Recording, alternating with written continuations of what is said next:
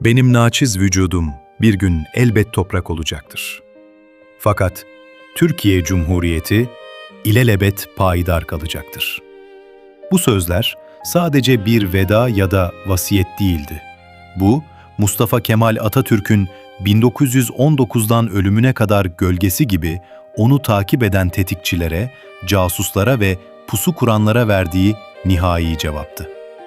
Tarihçiler ve arşiv belgeleri, onun yaşamı boyunca 40'tan fazla ciddi suikast girişimine maruz kaldığını yazar. Bazıları namlunun ucundan dönen pusulardı, bazıları ise sofistike istihbarat oyunları. Bugün, gölgelerin içindeki bu düşmanları, gerçekleri ve abartıları belgelerin ışığında inceliyoruz.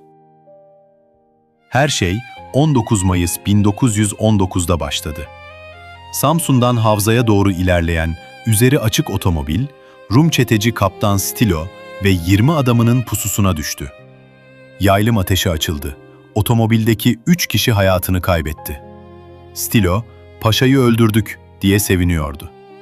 Ancak Mustafa Kemal, bir güvenlik stratejisi olarak konvoyu 2 kilometre geriden takip ediyordu. Bu, onun hayatını kurtaran ilk hamlesiydi. Kısa süre sonra Sivas Kongresi yolunda Elazığ valisi Ali Galip sahneye çıktı. İngiliz binbaşı Noel ile işbirliği yaparak bölge aşiretlerini silahlandırıp kongreyi basmayı ve Mustafa Kemal'i ortadan kaldırmayı planlıyordu.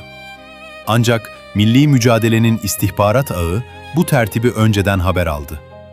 Gönderilen askeri birlikler suikastçıları Malatya yakınlarında dağıtarak Ali Galip'i firara zorladı. Ankara, milli mücadelenin kalbi olduğunda düşman sadece dışarıda değil, meclisin kapısında, hatta yatak odasının başındaydı. 1920 yılında Mustafa Sagir isimli bir Hintli, Afganistan temsilcisi süsüyle Ankara'ya geldi. Kendini Müslümanların mücahidi olarak tanıtan bu adam, aslında İngiliz gizli servisinin en tehlikeli tetikçilerinden biriydi. Mustafa Kemal, bu Hintli dosttan ilk andan itibaren şüphelendi. Amonyak kullanılarak yazılan ve mektupların satır aralarına gizlenen şifreler çözüldüğünde, Sagir'in gerçek hedefinin Paşa'yı öldürmek olduğu ortaya çıktı. İstiklal Mahkemesi'nde suçunu itiraf eden Sagir, Ankara'da idam edildi. Bu dönemdeki en sarsıcı iç tehdit ise Çerkez Ethem'di.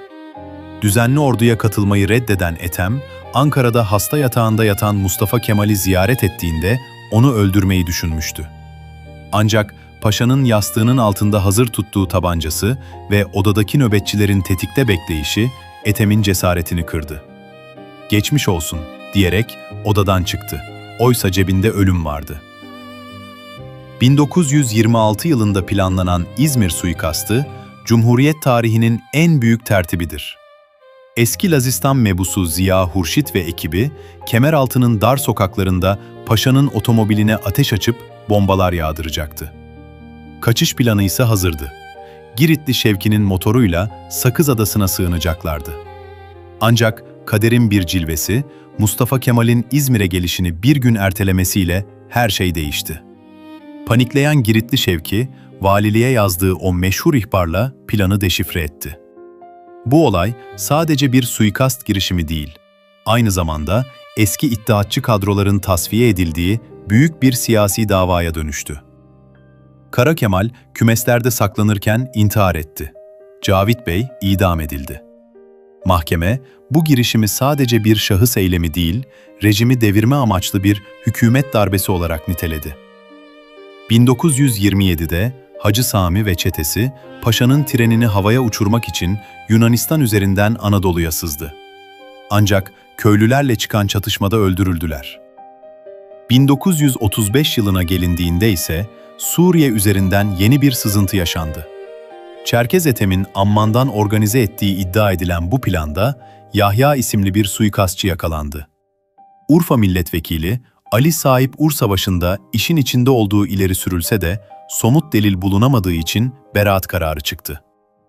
Atatürk'ün son aylarında dahi 1938 Şubat'ında Osmanlı Şehzadesi Prens Sami'nin adamları üzerinden bir tertip ihbarı alındı. Ancak Paşa'nın hastalığı ve yoğun güvenlik önlemleri suikastçıların planlarını imkansız kıldı. Atatürk'e yönelik suikastların çoğu gerçek birer infaz girişimiydi. Ancak İzmir suikastı gibi bazıları mevcut muhalefeti temizlemek için siyasi bir manivela olarak da kullanıldı. Yine de değişmeyen bir gerçek vardı. Mustafa Kemal'i öldürmek isteyenler, onun şahsında yükselen yeni cumhuriyeti ve devrimleri öldürmeyi hedefliyorlardı. Suikastçılar başaramadı. Ancak her başarısız girişim, o naçiz vücudun temsil ettiği fikirleri daha da ölümsüz kıldı.